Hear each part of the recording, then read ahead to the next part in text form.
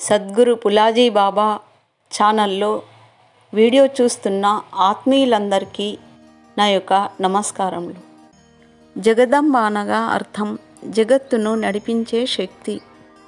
ఆత్మశక్తిని అన్నారు మహాత్ములు.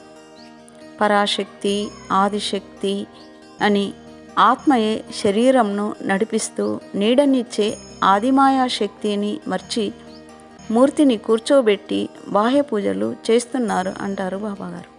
రోజు ఉదయం సాయంత్రం అందరూ ధ్యానంలో కూర్చొని చూడండి. నెల రోజుల్లో మీలో మంచి మార్పు వస్తుంది. మీది మీకే అర్థమవుతుంది. ఆది వ్యాధులు కూడా ఈ ధ్యానం ద్వారా తగ్గుతాయి. శాంతి లభించి సంతోషం పొందుతారు. చిత్తంలో పరివర్తన కలిగి స్వస్వరూప దర్శనం అవుతుంది. కేవలం పూజలు చేస్తూ కూర్చోకండి, ధ్యానం చేసి చూడండి.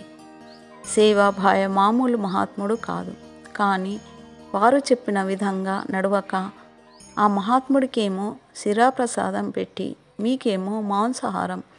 ఇది న్యాయమా? మీరే ఆలోచించండి అంటారు బాబాగారు. నిజమైన దేవుడు ఎవరు? ఈనాడు మీరందరూ స్వతంత్రులు అయ్యారు కదా, మరి సత్యం ఏమిటో మీరెందుకు శోధించడం లేదు? గ్రంథాలను చదివి సత్సంగం చేసి సత్యాన్ని శోధించి తెలుసుకోండి. ఈ ఆధ్యాత్మిక జ్ఞానాన్ని తెలుసుకొని సత్యమనే ధ్వజంను ఎగురవేయండి అంటారు బాబాగారు. మూర్తిమంతులైన మహాత్ములు మన కళ్ళ ముందున్నంత వరకు వారి దృష్టి కొన్ని మైళ్ళ దూరం వరకు వ్యాపించి ఉంటుంది. మనం ఎంత దూరంలో ఉన్నా కూడా సూక్ష్మ రూపంలో వచ్చి వారు కాపాడుతూ దర్శనమిస్తూ ఉంటారు. ఇది మహాత్ముల చరిత్ర గ్రంథాల ఆధారంగా ఈనాడు సద్గురు పులాజీ బాబా గారు సిద్ధేశ్వర ధ్యాన కేంద్రాల్లోని భక్త సాధకులకు ఎన్నో అనుభవాలు కలుగుతున్నాయి. ఆత్మ లేనిది మన శరీరం లేదు కదా. ఆత్మ ఉందని ఇవన్నీ చేయగలుగుతున్నాం. ఆత్మను మరిచి బాహ్య పూజ చేస్తూ కూర్చున్నారు. మీలో ఆత్మయే ఈశ్వరుడు. ఆత్మరూపాన్ని దర్శించుకున్నారంటే మీరనుకున్న కార్యాలు నెరవేరుతాయి అంటారు బాబాగారు. శక్తిపాతం అనగా గురు కృప మనకు లభించడమని అర్థం. ఈ శరీరము కారు లాంటిది, అందులో డ్రైవర్ ఆత్మ. స్త్రీ పురుషుల ద్వారా ఆత్మ మరో ఆకారానికి ఉత్పత్తి చేస్తుంది. ఆత్మనే అన్నీ చేసి పెడతాడు. అందుకే ఆత్మ డ్రైవర్ను ముందు ధ్యానం చేయండి. ఆత్మని పూజించండి, జపించండి. మీరెవరో మీకు తెలుస్తుంది. మీ లోపలి దేవుడి గురించి శోధించండి. ధ్యాన సాధన చేయండి. మీ వంశం ఎక్కడి నుండి ఎప్పటి నుండి వస్తుందో మీకు తెలియదు. అందుకే మిమ్మల్ని మీరు ముందు తెలుసుకోవాలి. తాత ముత్తాతల నుండి, మన తండ్రి నుండి మనము, మన నుండి మన సంతానం, ఇంకా అలా ముందుకు వెళ్తుంది ఈ ఆత్మ. ఏ విధంగానైతే సముద్రం నుండి అలలు వస్తూ మళ్ళీ సముద్రంలో కలిసిపోతాయో అదేవిధంగా మన శరీరాలు కూడా అలల వలె వస్తూ మళ్ళీ భవసాగరంలోనే కలిసిపోతుంటాయి. అందుకే ఈ విధంగా జ్ఞానం బోధించే మహాత్ముల వద్దకు చేరండి. మీ గురించి మీకు తెలియజెప్తారు. భగవంతుడు ఇచ్చేవాడు, కానీ మన నుండి తీసుకునేవాడు కాదు. జ్ఞానదాతల దగ్గరకు యాచకులుగా వెళ్ళండి, మీకు జ్ఞానదానం చేస్తారు. బాబావారు అంటారు, బోధించడం నా ధర్మం అంటారు, ఆచరించడం మీ కర్తవ్యం.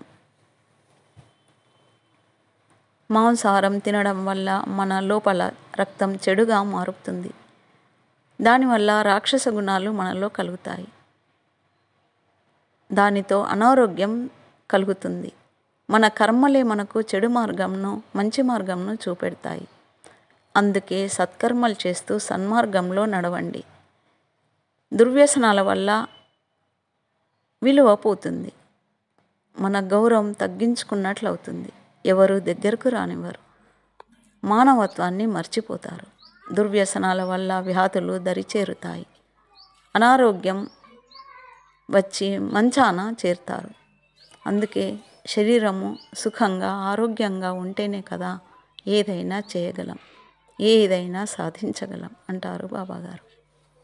శరీరము ఆరోగ్యంగా ఉండాలంటే సాత్విక ఆహారం భుజిస్తూ నిత్యం ధ్యాన సాధన చేస్తున్నట్లయితే మన శరీరము సహకరిస్తుంది.